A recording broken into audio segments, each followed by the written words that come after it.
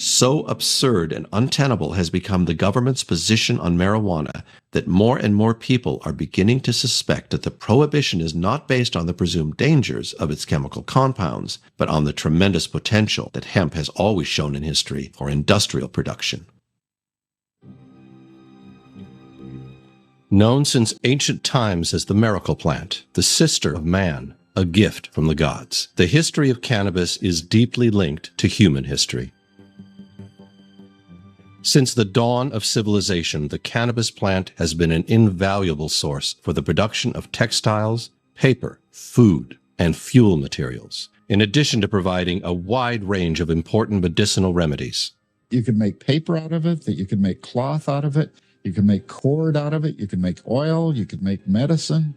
You can make food out of hemp seed oil, you can burn it in a lamp, you can make rope, you can make parachute cordage and tie your shoes. And the Constitution was really printed on hemp paper. You can make plastic from hemp, paper from hemp, wood from hemp, oil from hemp, fuel from hemp, name it. The cannabis plant is very resistant, can grow at almost any latitude, requires no herbicides or pesticides to be cultivated, and grows faster than almost all other crops.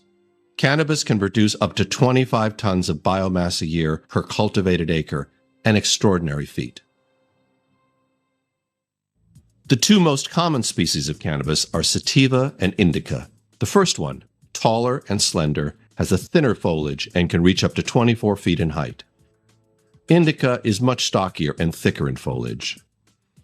Also, the sativa leaves are thinner and more elongated, while those of the indica are shorter and more well-rounded.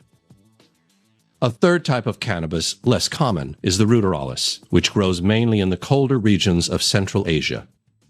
The chemical compound causing the mental alterations in the smoker, called THC, is found only in the leaf and flower of cannabis. The rest of the plant can be used to derive hundreds of useful products without having to discard a single gram.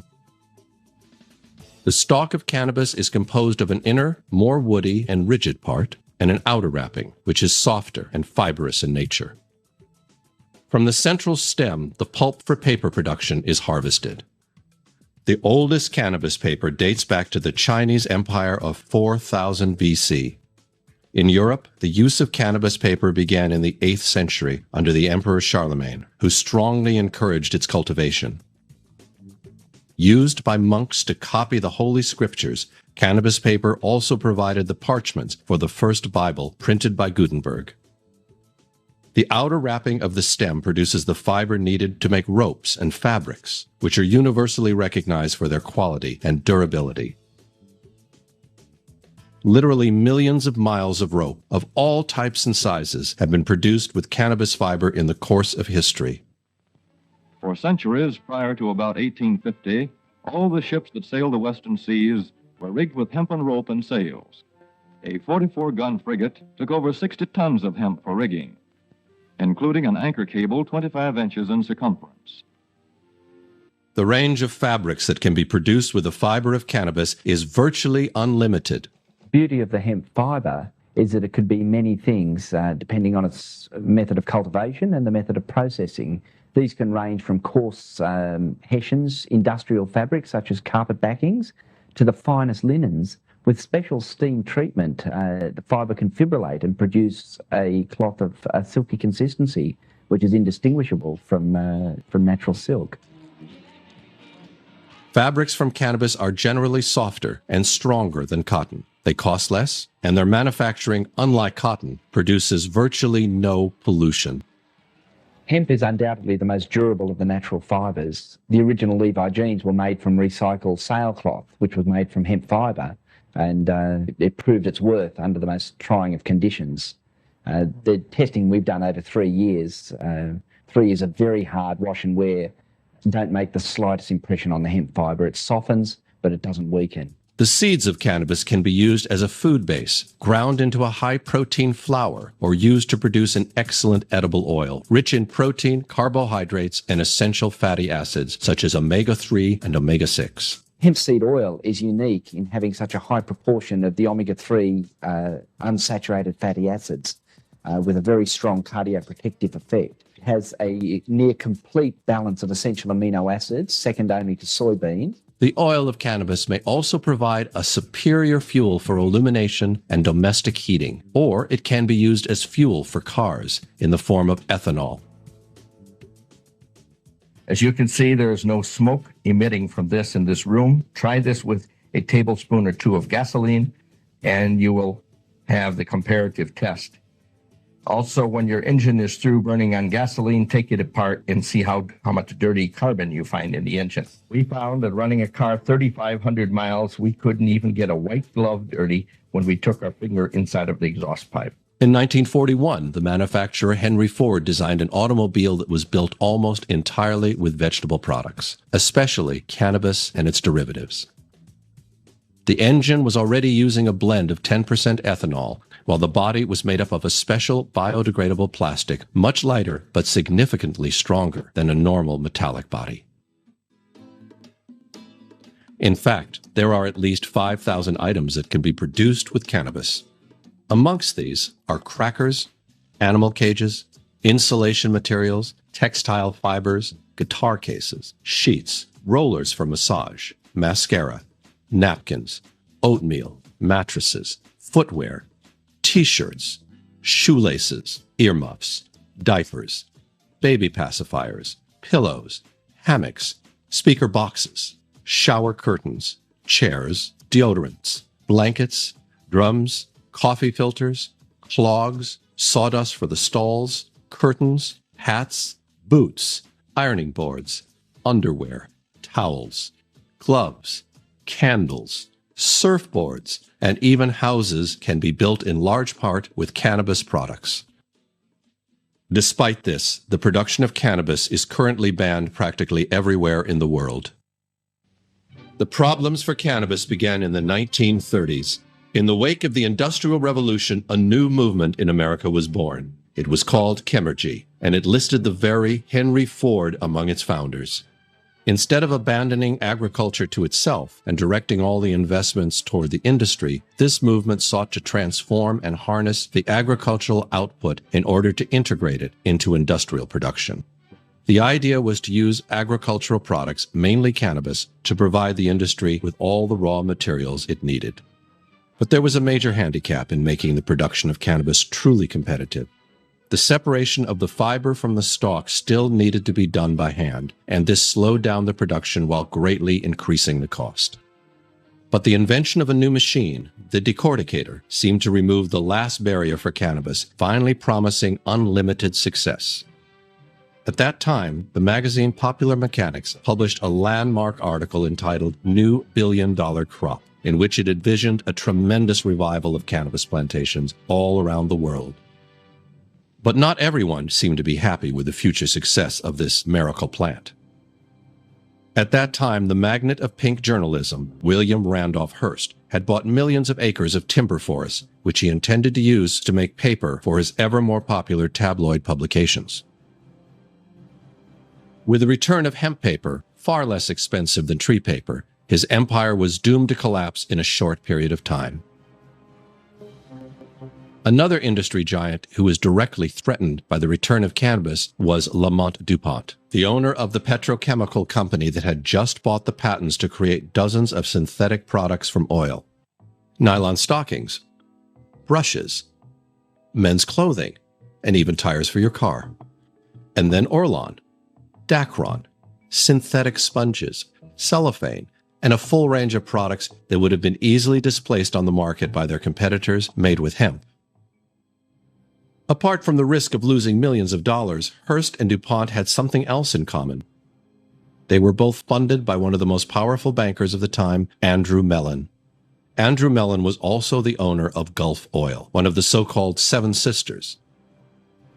At that time, oil companies were expanding at great speed, but were likely to see their investments vanish by the mass production of cannabis, which offered a much cleaner and more economical fuel.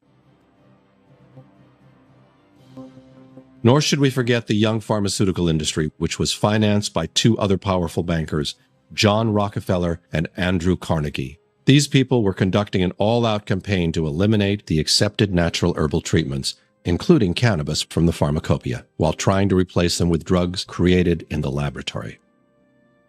Furthermore, Rockefeller was also the owner of Standard Oil, which had already started to invade America with its refineries and its service stations.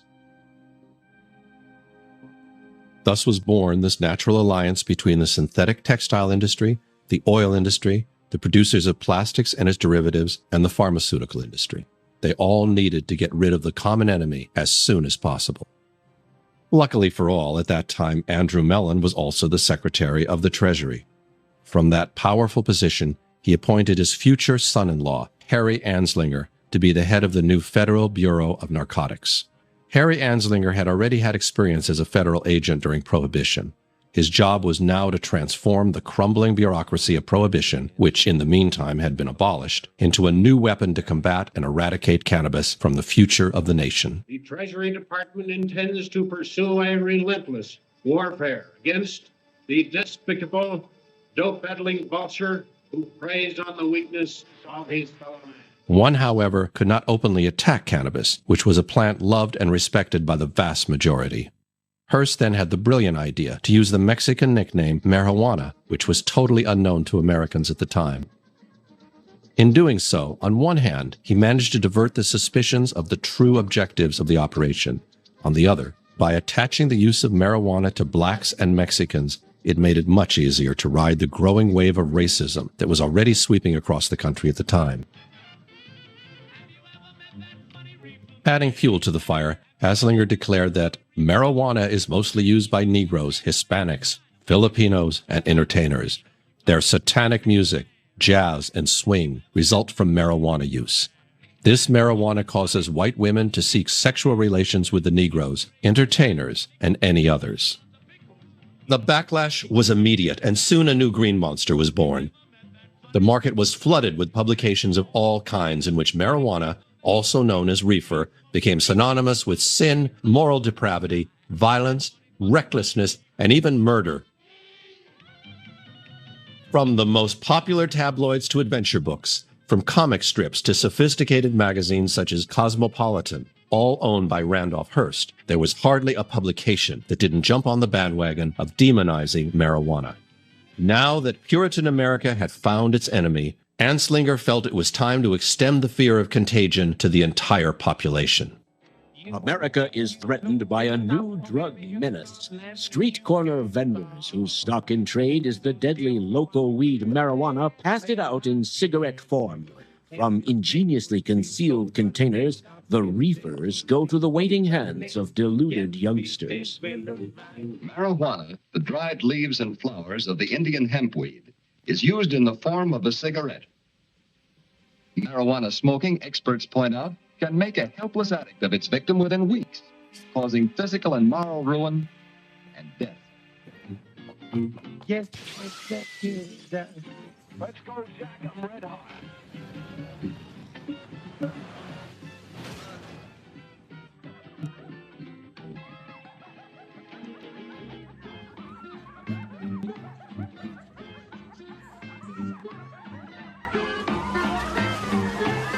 The truth is that every reefer is loaded with immorality and bestial perversions, brutality, murder, sex crimes, insanity, or suicide.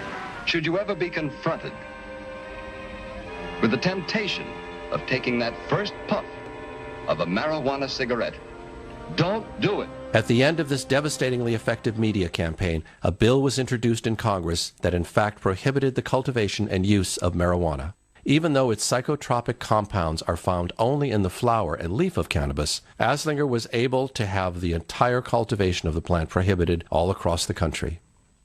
Most of the representatives and senators who voted on the bill, in fact, didn't even know that cannabis and marijuana were the same thing. At that time, congressmen voting on this piece of legislation were not aware that marijuana was hemp, cannabis hemp, that country had been using profitably for centuries. Without public debate and without the support of scientific research, in 1937, the Marijuana Tax Act was approved by President Roosevelt. Ladies crave the country's rave. The war on cannabis had officially begun. This modern tree There were dozens of glamorous arrests, which the same Hearst immediately made known to the entire nation. But not everyone believed in the demonic dangers of marijuana. The popular mayor of New York City, Fiorello LaGuardia, commissioned a scientific investigation to ascertain the real effects of marijuana on the user. 31 independent scientists worked for over 5 years, completing what became the first known scientific study on the use of marijuana.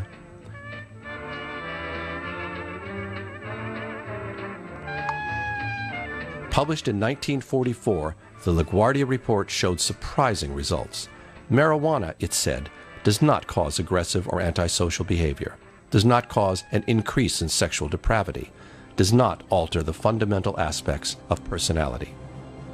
Furious, Anslinger immediately resorted to the press to discredit the research, then unleashed his agents all over the country with the task of destroying every copy of the report they could find. Still not satisfied, Anslinger steered the media propaganda so that the casual smoker of marijuana became associated with the users of hard drugs such as heroin, cocaine, or morphine.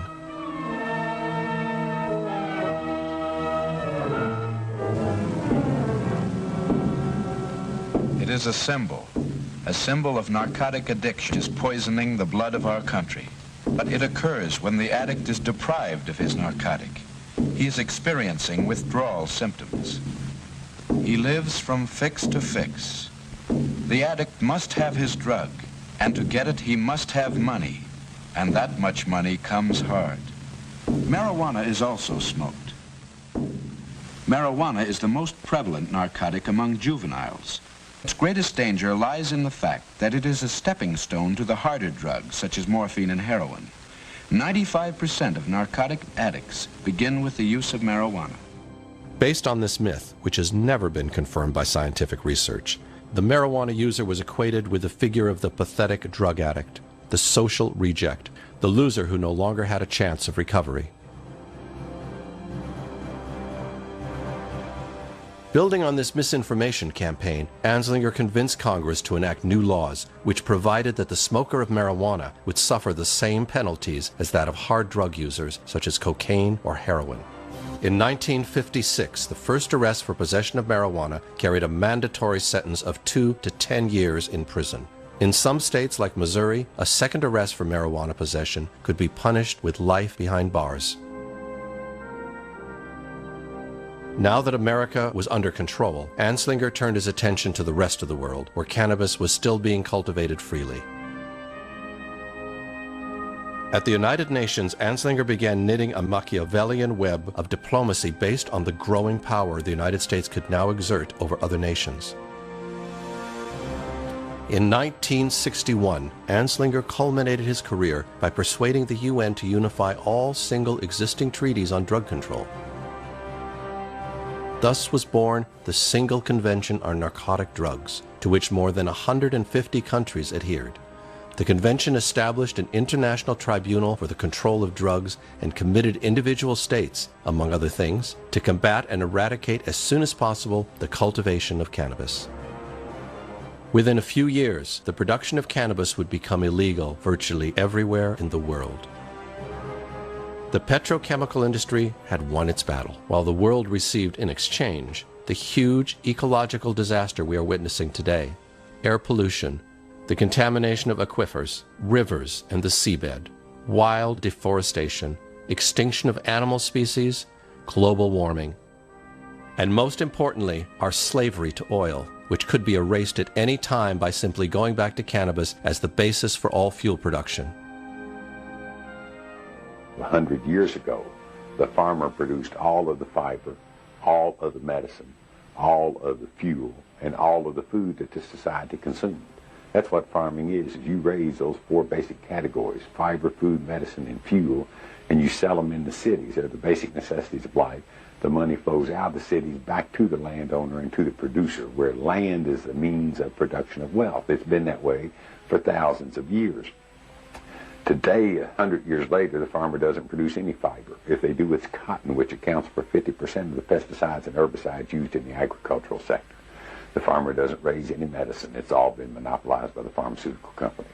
The farmer doesn't raise any fuel. It's all been monopolized by the petrochemical companies. And if you go into a grocery store and look at the ingredients on the package, you'll find out how rapidly the farmer is being displaced from their heritage of food production. It's all been taken over by the synthetic manufacturers who, in producing these synthetic products, create the toxic waste and the hazardous byproducts with which we're having such a tough time dealing. And not only that, it concentrates wealth in the hands of fewer and fewer people all the time, because the means of production of wealth is no longer the land. It is now the factories and the shareholders and the people who own the controlling interest in those corporations.